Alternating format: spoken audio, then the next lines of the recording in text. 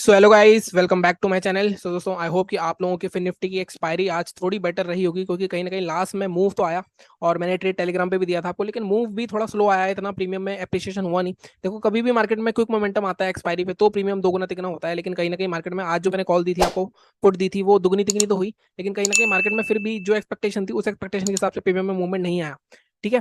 इसीलिए मैं कहता हूँ आपसे कि टेलीग्राम चैनल ज्वाइन करके रखो, ताकि हमारे लेवल्स ना चलें। देखो, मैं दो तरह से एनालिसिस करता हूँ, मैं आपको लेवल्स देता हूँ कि लेवल्स के ऊपर बाय सेल कर सकते हो आप, और मैं आपको कुछ लाइव मार्केट में ट्रेड्स बताता हूँ। तो वो इस वजह से बताता हूँ कि कभी कभी लेवल्स नहीं चलते या लेवल्स के बीच में मार्केट घूम रहा है, तो हम कैसे चार्ट या कैंडलस्टिक पैटर्न या किसी चार्ट पैटर्न पे ट्रेड ले सकते हैं। जैसे आपको मैंने आज ये एग्जैक्ट सेम चार्ट पोस्ट करा था फिर निफ्टी का।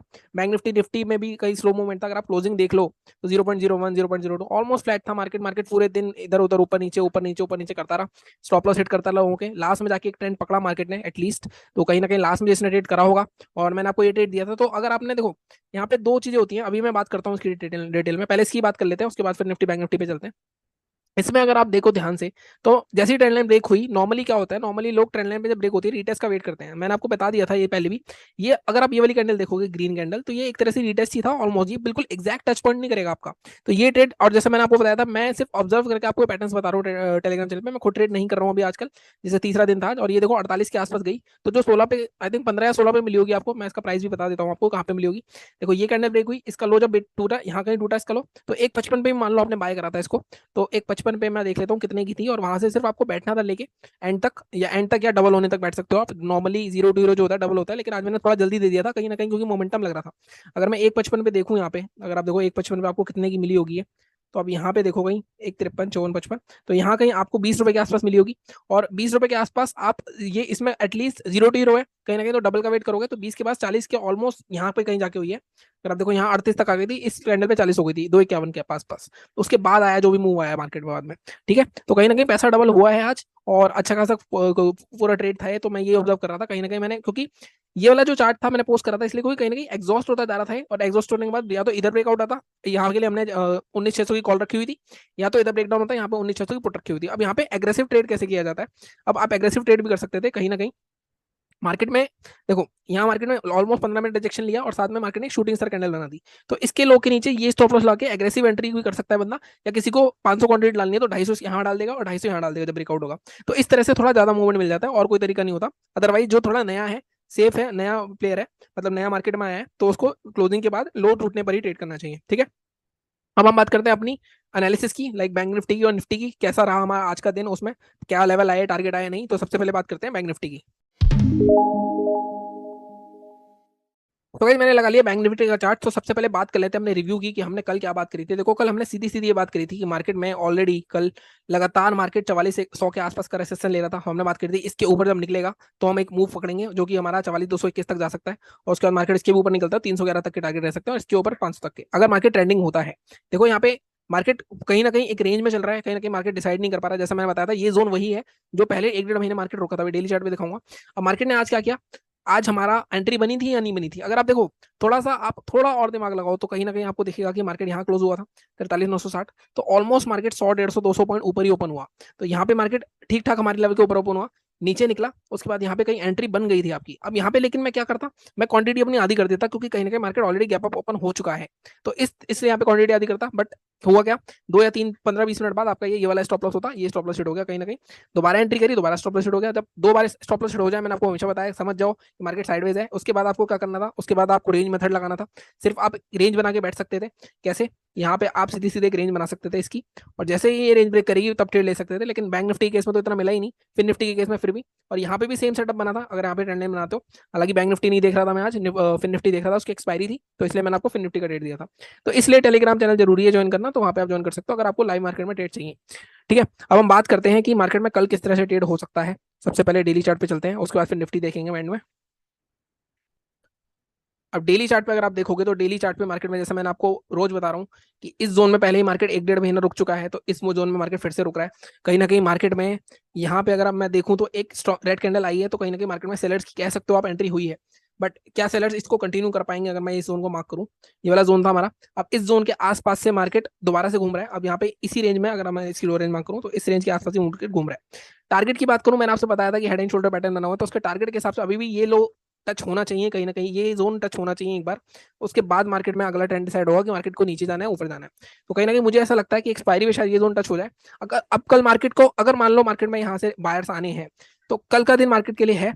कल मार्केट में ये जो हमारा हाई है आज का, इसके ऊपर निकल के मार्केट को 44,200 के ऊपर क्लोज करना पड़ेगा, या 44,300 के ऊपर क्लोज करेगा, तभी मार्केट में बायर्स आएंगे। अदरवाइज अगर आज का लो टूटता है, आज का लो क्या है हमारा, आज का लो मार्क कर लेते हैं, आज का लो है 43,938, 44,000 के नीचे भी क्लोज हो गया मार्केट आज, तो ये भी थोड़ा सा एकदम, बट हालांकि 6-7 पॉइंट ही नीचे बंद हुआ है, तो ज्यादा इतना टेंशन की बात नहीं है।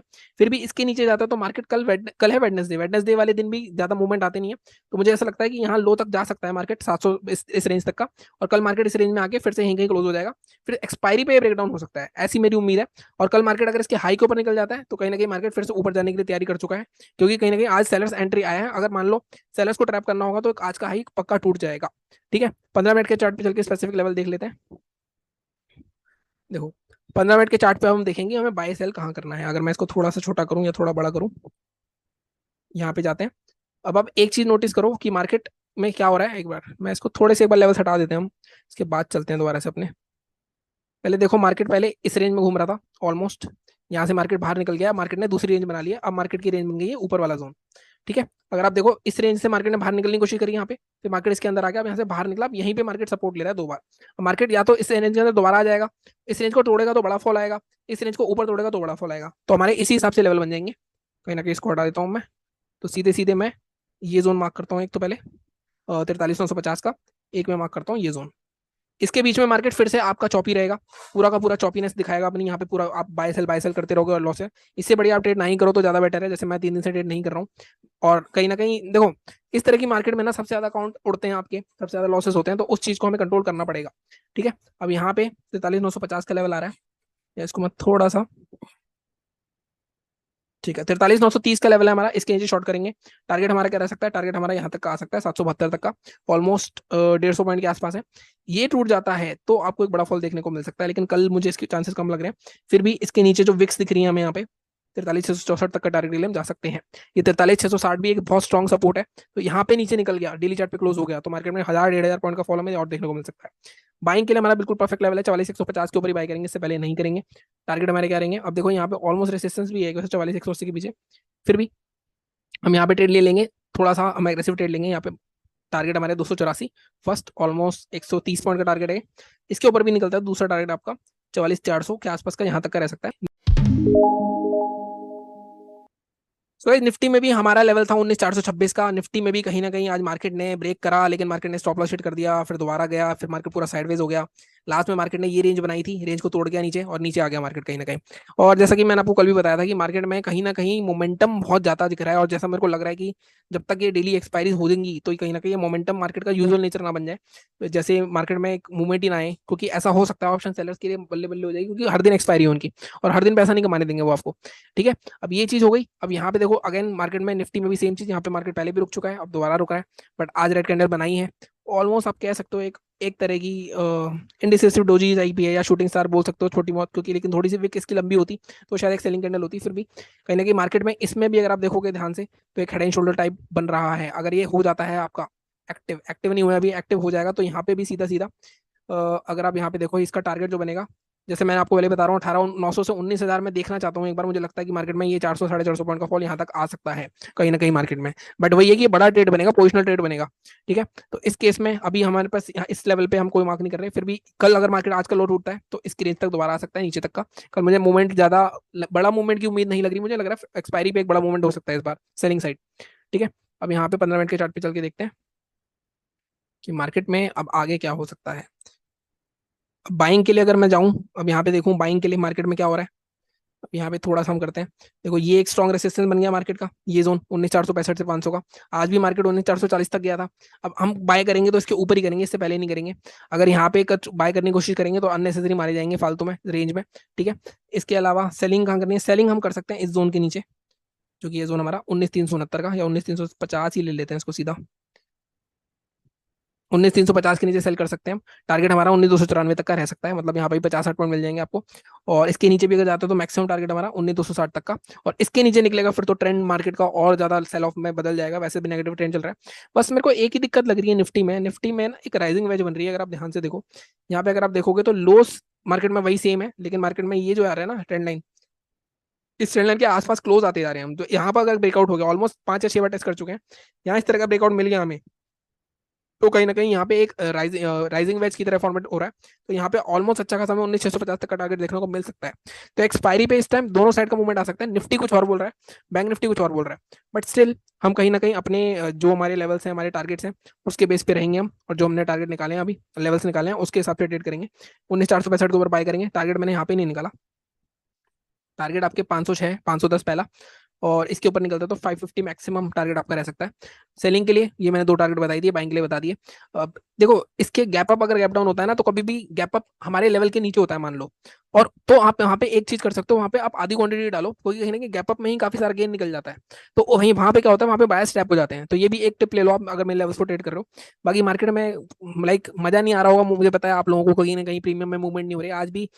आया तो सही टारगेट फिर निफ्टी में, अगर मैं फिर निफ्टी की बात करूँ, फिर निफ्टी में टारगेट तो आया, अगर आप देखो यहाँ पे नीचे तक का, गैप फिलिंग तक का, लेकिन बहुत धीरे धीरे आया। मतलब 12 रुपए की चीज वैसे तो हो गई, और थोड़ी सी आउट ऑफ द मनी भी थी, 19,600 की फुट, मतलब 50-55 रुपए की गई थी आई थिंक, हाई मारा था इसने लास्ट में। लेकिन इतना बैठता कौन है, आप ये सोचो ना, एक्सपायरी पे प्रीमियम मूवमेंट बहुत वॉलेटाइल होते हैं। फिर भी लेट्स सी, मार्केट देखते हैं, मार्केट थोड़ा सा वॉल्यूम आए, थोड़ा वॉलेटाइल हो जाए मार्केट, ताकि लाइक पैसा कमाने में ईजी हो। बाकी चैनल को इसी तरह सपोर्ट करते रहो, लाइक करो, शेयर करो, सब्सक्राइब करो। Thank you so much.